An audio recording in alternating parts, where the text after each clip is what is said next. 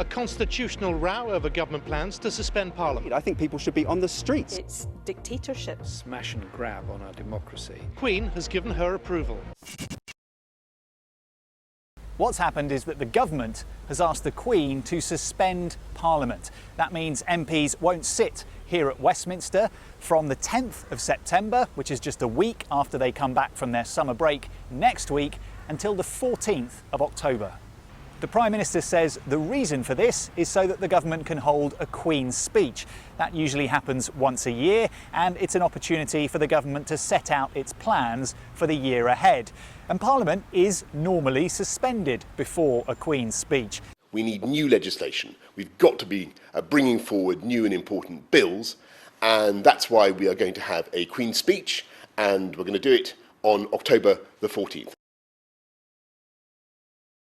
Because it's happening so close to the Brexit deadline of October the 31st. This has caused a huge row because MPs who want to avoid a no-deal Brexit say it's an abuse of the government's power, and they see it as a way to try to shut down the discussion and debate that they want to have in Parliament, and their attempts to try to force the government into asking for an extension to the Brexit process or bringing the government down with a vote of no confidence. What the Prime Minister's doing is a sort of smash and grab on our democracy in order to force through a no-deal exit from the European Union. What's he so afraid of that he needs to suspend Parliament to prevent Parliament discussing these matters? Like some kind of tin pot dictator.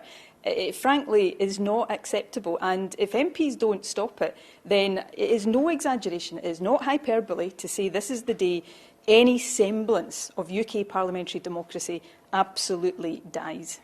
Suspending Parliament is something the government has the power to do at any time, although it's officially authorised by the Queen, and there's no clear way for MPs who aren't happy about it to stop it. Broadly, there are three options now. The first is to legislate, but as we've discussed, that's really difficult in terms of the timing. The second is to try to bring the courts into it. The third is to try a no confidence vote in the Prime Minister, which could lead to an election.